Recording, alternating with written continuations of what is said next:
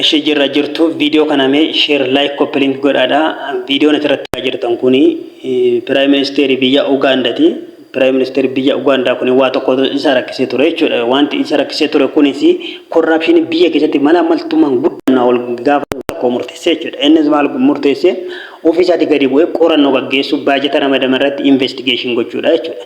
Akkasumas hooggansi godina isa bira jiru kuni baajani daandii amma itti agarsiifamaa jiru kuni baajata birrii miiliyoona 100 irratti ramadame jechuudha. Birrii miiliyoona 900 irratti ramadame kuni asfaaltii hojjetama jedhee irratti ramadame ture jechuudha. Garuu akkuma argaa jirtan kuni daandiin kun asfaaltiin hojjetamne. Garuu baajanni ramadame birriin tokko osoo nafin dhuma ta'edhameeti kan riippoortii godhame. Maateriyaaliin garaagaraa ittiin bitame birrii miiliyoona 585 jedhanii riippoortii godhan jechuudha. Gaafa daandiin kun kiiloomeetira meeqatu hojjetame jedhamee ilaalamu kiiloomeetira muraasa jechuudha. Inni daandii kwaalitiidhaan qabne jechuudha. Kanaaf mootummaan kun viidiyoo baay'ee liinkii isaan isiniin kaa'aa laaluu dandeessu barnoota guddaa baay'eedhaaf taa'edha yaada. Hanga dhaabbilee garaagaraa hooggantoota dhaabbilee garaagaraa hanga hidhaatti gurame hanga hidhamanitti sadarkaa irra qaqqabsiisedha jechuudha. Kanaaf mootummaan akkana mootummaa biyyaaf hojjetu mootummaa uummataaf hojjetu mootummaa itti gaafatamummaa isa gadi bu'ee bahu jechuun mootummaa akkanaati jechuudha.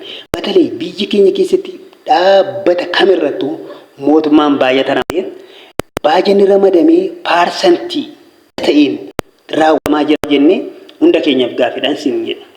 Kanaaf wantoonni ana biyyoota baay'eedha barnoota guddaadha ta'e jedheen yaada akka kiyyatti baajata mootummaan ramadee duuka bu'amee investigate yookaan qorannoo gaariin tokko gaggeeffamee baajanni ramadame uummata akka gaariitti tajaajila jedhee yaada. Maaliif baajanni tokko ramadamaa kan hojiirra oolu garuu paarsantii muraasa batalee daandiiwwan biyya keenyaa baadiyyaa magaalaa wal qunnamsiisu qotee bulaan hojjetaan itti rakkachaa jiru irratti sababoota akkanaatiin jechuudha.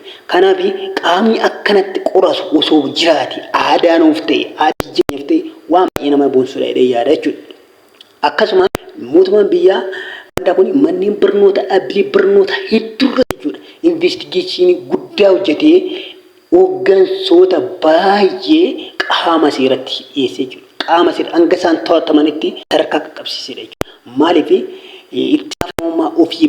itti gaafatamummaa ofii bahanii hangam seera jalaa nama oolcha hangam seera jalaa nama baasa kan jedhu hunda keenyaaf gaaffiidha jechuudha. Kanaaf kallattuma garaagaraatiin gaafa yaannu baajanni ramadame akkamiin paarsantii kan wanta irratti ramadame sana irratti hojjetama jennee gaafa laallu akka viidiyoo kanarraa hubannutti waan baay'ee irraa barannaa jechuudha.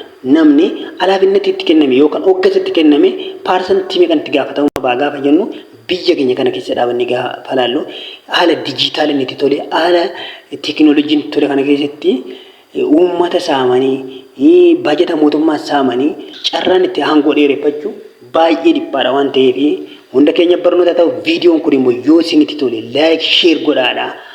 Barnoota guddaa irraa baradhee yaada nama barateetiif waan gaarii